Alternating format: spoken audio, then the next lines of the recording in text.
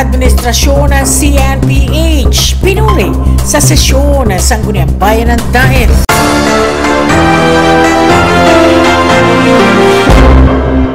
Pinuri ni Daet Councilor Avila ang mapagbabagong ipinatupad sa CNPH. Para sa detalye ng balitang yan, narito si Mucha Montenegro. Sa kanyang privilege speech sa ika-11 regular na session ng Sangguniang Bayan ng Daet, sinabi ni Avila na dama ng taong bayan ang pagpupursigi ng pamahalaang panlalawigan na mabago ang imahe ng CNPH. Nakausap umano niya ang ilang kababayan na nagsasabing todo asikaso sila sa pagamutan. Bagamat binamuian umano ng buhay ang kanilang kaanak, ay ikinatuwa pa rin nila ang programa ng provincial government tulad ng libreng burol, bagay na labis daw nilang ipinagpapasalamat. Dagdag pa ng konsehal, malaking bagay na may masasandalan ang mga mamamayan lalo't sa panahon ng kagipitan. For the longest time, Mr. Chair, yung ating pong provincial hospital, ang dami pong reklamo, Mr. Chair.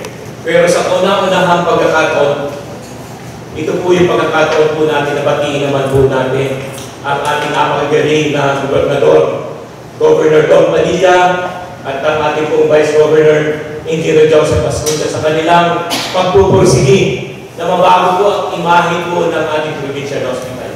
May nakausap ako personal, Mr. Chair. Ito po hindi taga-bayan ng dahil. Kaya malakas po ang loob ko na hindi po natin ito tayo may sugar ko o tayo may pinobola.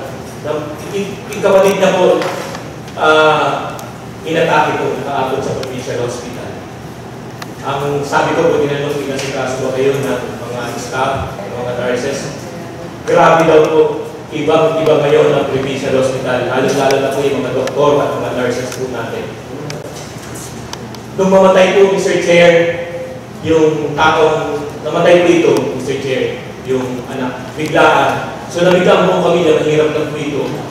Natuwa po sila dahil may programa po ang ating gobernador at ang ating vice gobernador ng libreng paburol.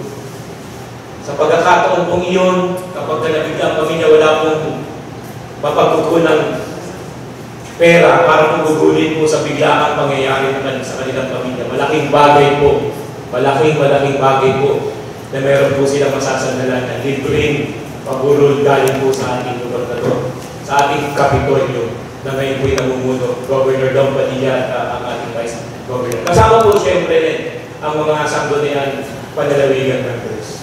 Ayon pa kay Avila, mismong siya ay nakaranas ng magandang ugali ng mga kawani sa CNPH. Ramdam daw ng mga kababayan, lalo na ng mga naghihikahos na sila ay may masasandalan.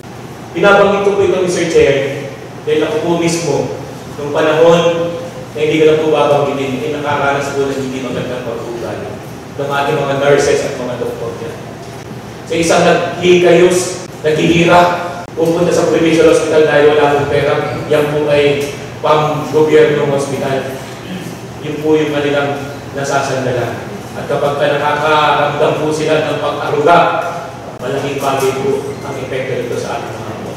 Para sa CNTV News, Mutia Montenegro.